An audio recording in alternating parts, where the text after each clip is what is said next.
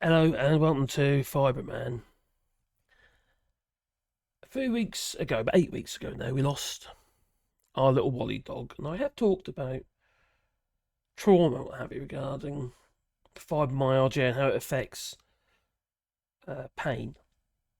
It seems to bring on a bit of a session of fibromyalgia symptoms,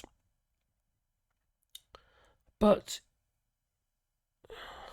I've been a little bit self obsessed and sort of dealing with my own emotional pain, not just physical pain, but emotional pain after losing our little dog, our little Wally. And he was a marvellous little fella. He really was. And he was an integral part of our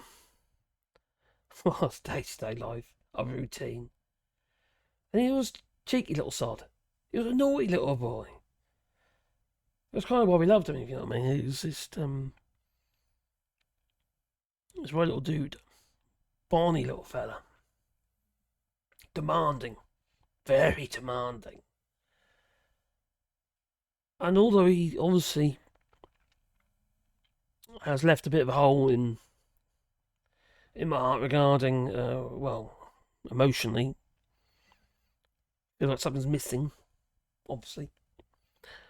But I've been so wrapped up in my own problems, I haven't really noticed how it's affected my other half, in regards to her emotional state, because she was also very connected to little Wally. Wally was my dog, you know what I mean? But Caroline, she was very emotionally connected to him as well. She really was. And well, she came in the house today, and she just burst into tears. Had a bit of a release, I suppose. Very emotional, hysterical, almost. It's just this is 8 weeks later, and although she does wear her heart on the sleeve, and she does cry quite easily with emotional things like that. Well, I struggle to cry. If I try to cry, I don't generally cry. I sort of bottle up inside. So she does vent it, but it does make you feel a bit guilty that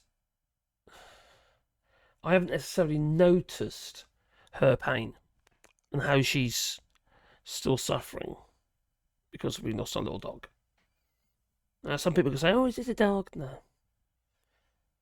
If you're truly connected with your animal because you made him an integral part of your life, and he was, he just he kind of dictated to us already.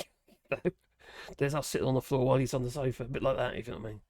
And then we've got a little Sebastian just there, and he's kind of no dog's ever going to replace Wally, but he's become my therapy dog in some ways, and he's been helping. But I've really noticed ups and downs in my physical state regarding the fibromyalgia pain ever since we lost Wally. And there's times when I feel a bit more emotional, and the side effect there, it's like I end up with more stabbing pains in my arms. Generally, in tops of my arms up here, up there, and in my thighs. And in my joints, actually, to be fair, but they're like a nerve pain, like electrical pain. It's intense. It feels like toothache in your muscles. I mean, it takes you by surprise. It really does. But I've been taking duloxetine for a few months now, and it's been really helping. And I've had a lot less problems. But since Wally's left, it seems to be progressively getting not bad, but worse than it was. If you know what I mean, it's just as in worse than it was just before Wally passed. And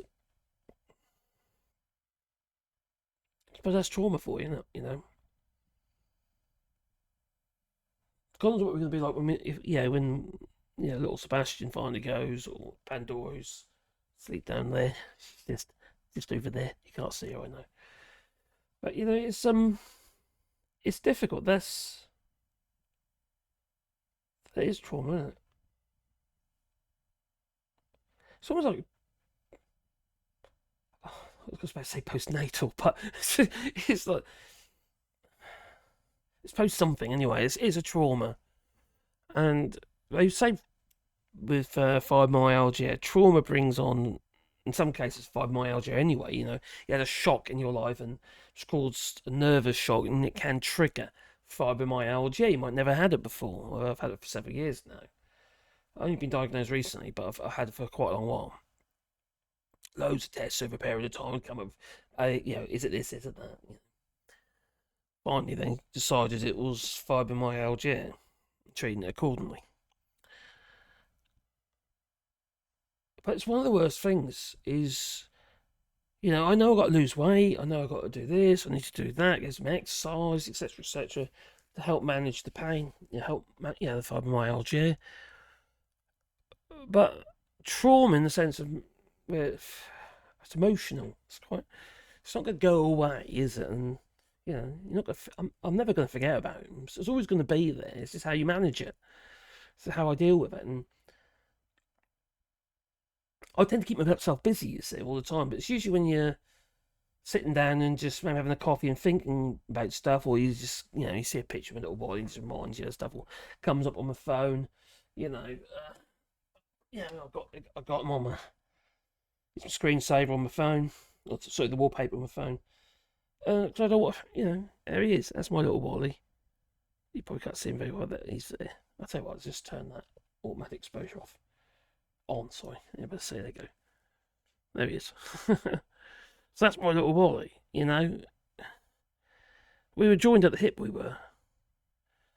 And it does get me every time I see that picture, it really does. But I don't vent, I don't cry. Whereas my dear missus, she'll cry at a drop of a hat, But she's an emotional person.